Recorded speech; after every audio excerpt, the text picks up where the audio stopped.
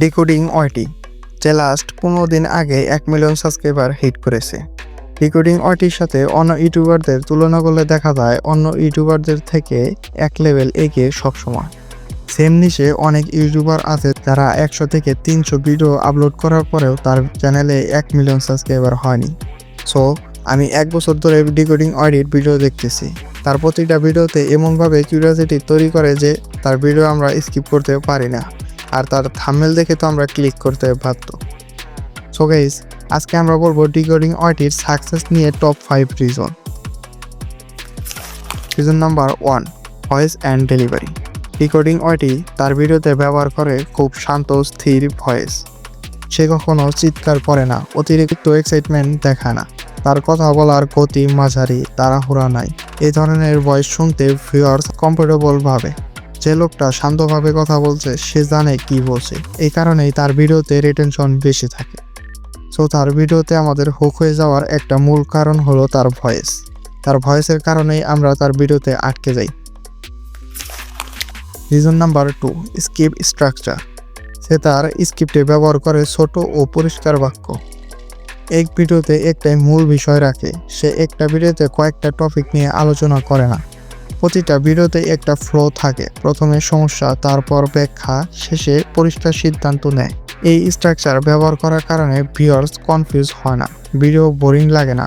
আর viewer যদি confuse হয়ে যায় তাহলে কিন্তু ভিডিও স্কিপ করে দেয়, আর আমাদের ভিডিও রিচ পায় না। সো ডিকোডিং ওয়াইটি আমাদের ভিডিওতে হুক করে রাখতে এই স্ট্রাকচার ব্যবহার করে।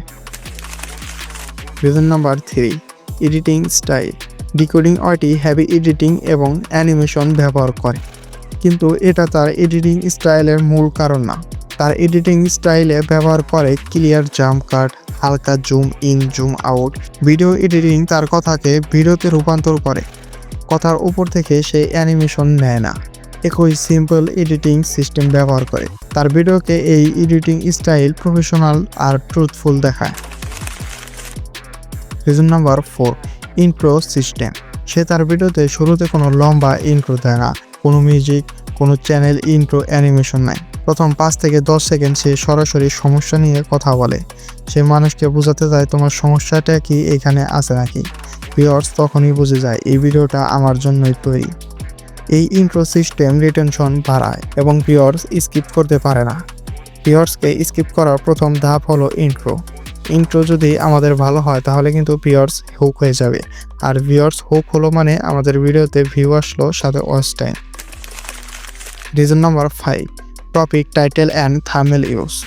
থাম্বনেল একটা এমন জিনিস যেটা ব্যবহার করে তোমার ভিডিওকে 1 মিলিয়ন ভিউজ দিতে পারো এবং একটা ভিউজও দিতে পারো, যেটা নির্ভর করে সম্পূর্ণ তোমার উপর। ডিকোডিং ওয়াইটি তার ভিডিওতে ব্যবহার করে প্রবলেম বেসড টপিক, আর যেগুলো তার থাম্বনেলে থাকে।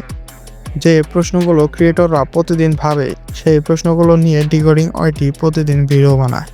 টাইটেলে থাকে হোয়াই, হাউ, মিস্টেক, এই টাইপ শব্দগুলো। আর থাম্বনেল থাকে খুব সিম্পল 2 থেকে 3টে বড় শব্দ ও পরিষ্কার ব্যাকগ্রাউন্ড। এই স্টাইল ভিউয়ার্সকে টাস্ক তৈরি করতে বাধ্য করে এবং ভিউয়ার্স ভিডিওতে ক্লিক করে। থাম্বনেল হলো ভিডিওর দরজা, আর এটাতে ক্লিক করলেই কিন্তু আমাদের ভিউ কাউন্ট হবে, বাট ভিউ কাউন্ট হওয়ার জন্য কিছু সময় ভিডিও দেখতেও হবে, আর যেটা নির্ভর করে সম্পূর্ণ ইন্ট্রোর উপর। ইন্ট্রো আমাদের ভিউয়ার্সকে ধরে রাখতে পারবে কিনা সেটা নির্ভর করে ইন্ট্রো বানানোর উপর। সো আমরা কিন্তু এইভাবে থাম্বনেল, ইন্ট্রো ও এডিটিং এর মাধ্যমে ভিউয়ার্সকে আমাদের ভিডিওতে ধরে রাখতে পারি। আর সেম সিস্টেম ব্যবহার করে ডিকোডিং ওয়াইটি, যার জন্য তার ভিডিওতে আমরা ক্লিক করি, হুক হই এবং ভিডিওটা শেষ করি। তো ইউটিউব গ্রোথ নিয়ে এই চ্যানেলে সকল ভিডিওই তোমরা পাবে। যদি তোমরা এই ভিডিওটি ভালো লেগে থাকে তাহলে কিন্তু চ্যানেলটি সাবস্ক্রাইব এবং ভিডিওটি লাইক করে দেবে।